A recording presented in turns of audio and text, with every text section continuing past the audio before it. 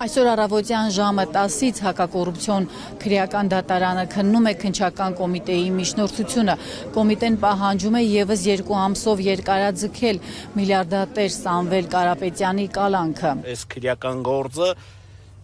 ամբողջությամբ կարելի ասել Սամվել Կարապետյանին բացարձակ չի վերաբերում, ինքը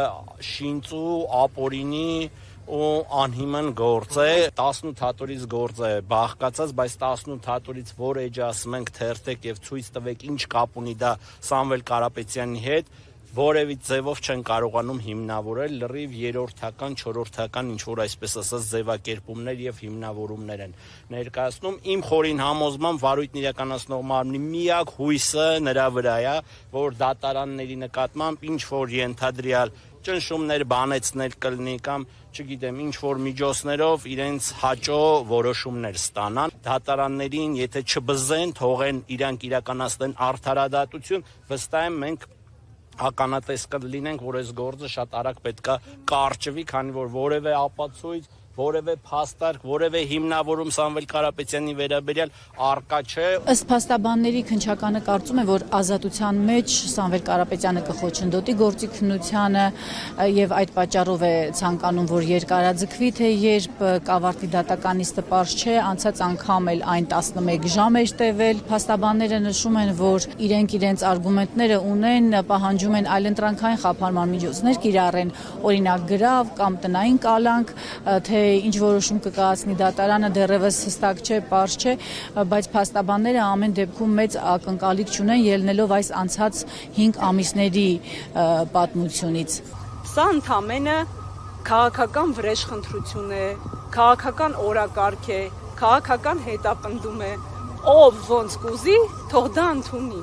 բայց սա իրավաբանության հետ որևէ աղերս չունի։ 5 ամիս առաջ Սամվել Կարապետյանին կալանավորեցին, մեղադրանք առաջադրեցին իշխանությունը զավթելու կոչի համար։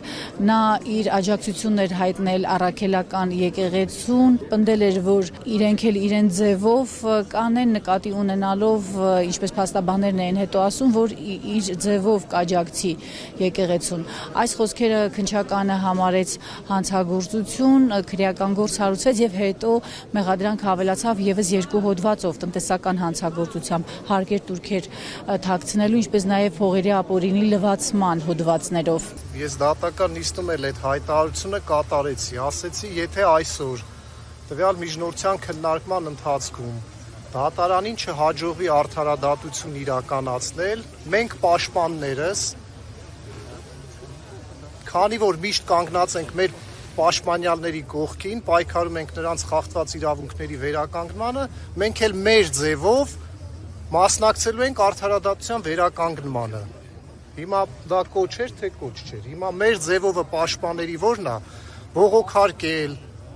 իրավական գործընթացներ, բարերարի մեր ձևովը որը պետքա լիներ։ Անցած այս ամիսների ընթացքում թե Կարապետյանը, թե նրա փաստաբանները, թե նրա աջակիցները պնդում են, որ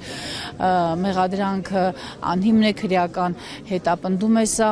նաև նշում են մի կարևոր հանգամանք ըստ իրենց, որ առաջին եւ վերաքննիչ Ատյանի դատարանները գտել են, որ տնտեսական հանցագործության համար հիմնավոր կասկածներ չկան։ Իսկ վերջերս իմացել են Վճռաբեկի մասին, որը շատ արագ նման